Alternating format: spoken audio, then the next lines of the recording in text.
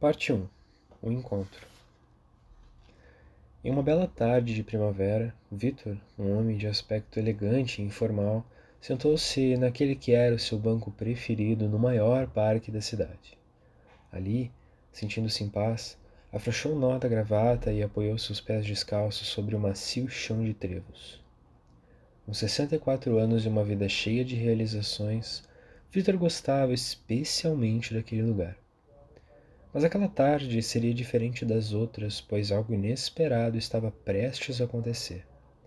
Aproximando-se do mesmo banco com a intenção de se sentar, apareceu outro homem, também com 64 anos, chamado Davi. Ele tinha um ar cansado, até mesmo abatido. Percebia-se nele uma pessoa triste, embora conservasse à sua maneira certo ar de dignidade. Davi estava passando por grandes dificuldades naquele momento. Na verdade, havia anos que as coisas não iam bem para ele. Davi sentou-se ao lado de Victor e seus olhares se cruzaram.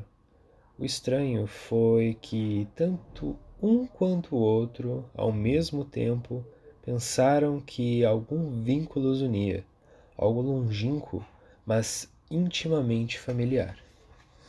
Você é o Victor? Perguntou Davi com respeito. E você é o Davi? Retrucou Victor, já certo de que reconhecia naquela pessoa o seu velho amigo. Não é possível. Não acredito depois de tanto tempo. Eles se levantaram e se abraçaram, soltando uma grande risada. Victor e Davi tinham sido melhores amigos na infância, dos 2 aos 10 anos. Eram vizinhos no modesto bairro onde viveram os primeiros anos de vida. Reconheci você por esses inconfundíveis olhos azuis, disse Victor. E eu te reconheci por esse olhar tão límpido e sincero que você tem há 54 anos e que não mudou em nada, respondeu Davi. Eles então compartilharam boas histórias de infância e lembraram lugares e pessoas que acreditavam ter esquecido. Victor, que viu no semblante do amigo uma sombra de tristeza, disse a ele: Meu velho amigo, conte-me como foi a sua vida. Davi encolheu os ombros e suspirou. Minha vida foi uma sucessão de erros. Por quê? Perguntou Victor. Você deve lembrar que eu e minha família deixamos o bairro onde éramos vizinhos quando tínhamos 10 anos, que desaparecemos um dia e que nunca mais se ouviu falar de nós. O motivo foi que o meu pai herdou uma enorme fortuna de um tio distante que não tinha descendentes. Fomos embora sem dizer nada a ninguém. Meus pais não queriam que soubessem da sorte que tivemos. Mudamos de casa, de carro, de vizinhos e de amigos. Foi naquele momento que você e eu perdemos contato. Mas então foi por isso, exclamou Victor. Sempre nos perguntamos o que teria acontecido. A fortuna era assim tão grande? Era sim. Além disso, parte importante da herança era uma grande empresa têxtil, em pleno funcionamento e rica em recursos. Meu pai, inclusive, a fez crescer ainda mais.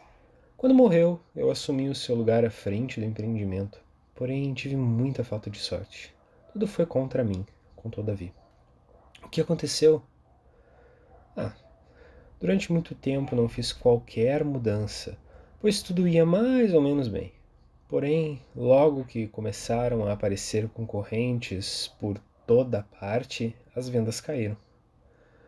Como nosso produto era o melhor, eu tinha a esperança de que os clientes percebessem que a concorrência não oferecia a mesma qualidade. Mas os clientes não entendiam de tecidos. Se entendessem de verdade, teriam se dado conta.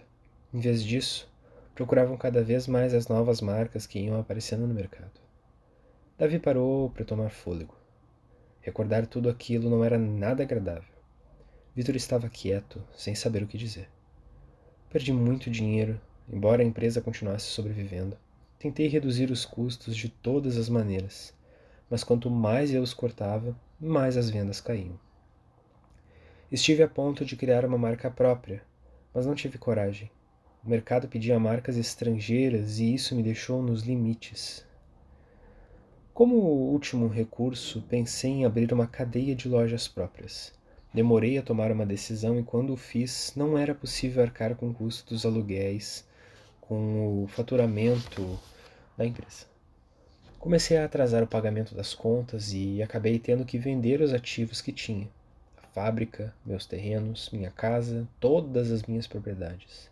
Tive tudo na mão, tive tudo o que sempre quis e depois perdi. A sorte nunca me acompanhou. O que você fez então? Perguntou Victor. Nada. Não sabia o que fazer. Todas as pessoas que antes me elogiavam naquele momento me deram as costas. Fui de um emprego ao outro, mas não me adaptei ou não conseguiram me entender. Cheguei até a passar fome. Há mais de 15 anos sobrevivo como posso, ganhando a vida com as gorjetas que consigo arranjar, levando recados e recebendo ajuda das pessoas que me conhecem no bairro modesto, onde moro agora. A falta de sorte sempre esteve ao meu lado.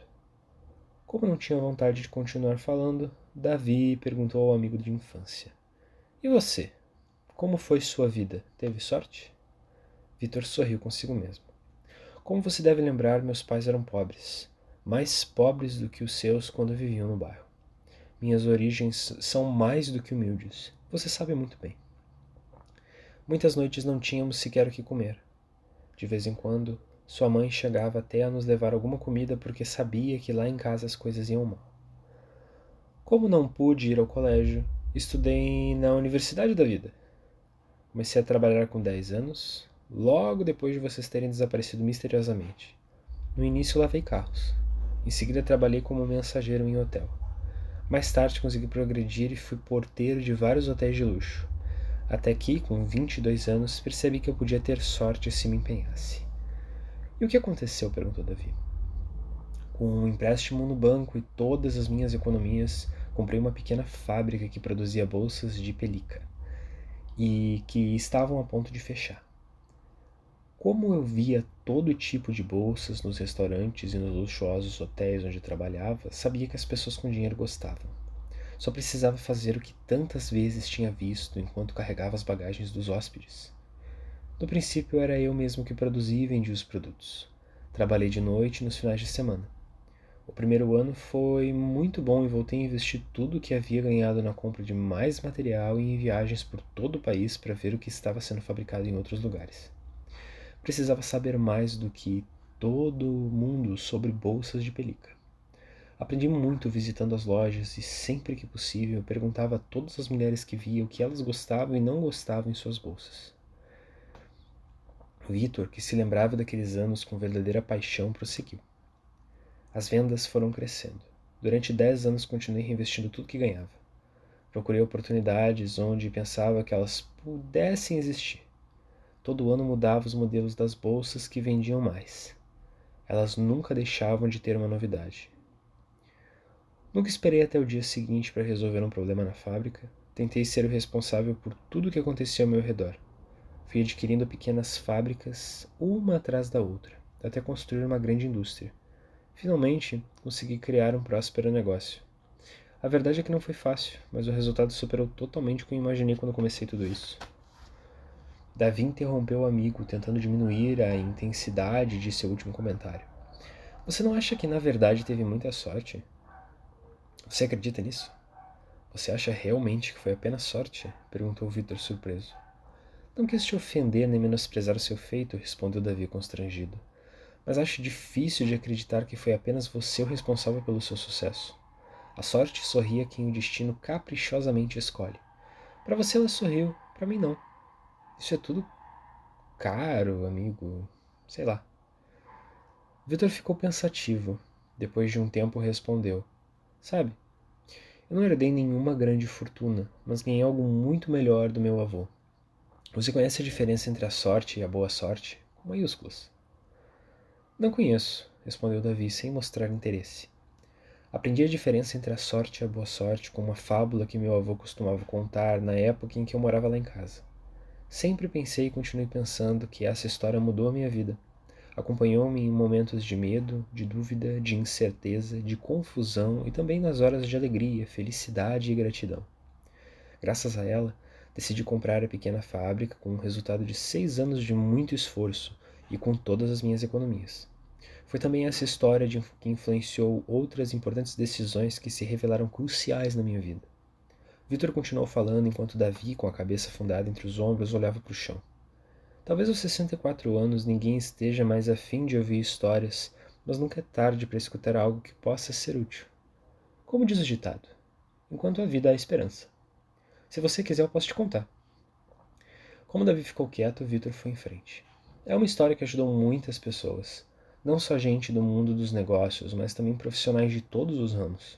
As pessoas que aprenderam a aplicar a diferença entre a simples sorte e a boa sorte conseguiram excelentes resultados nas empresas em que trabalhavam. Para outras, ela serviu até mesmo para ajudá-las a encontrar o amor.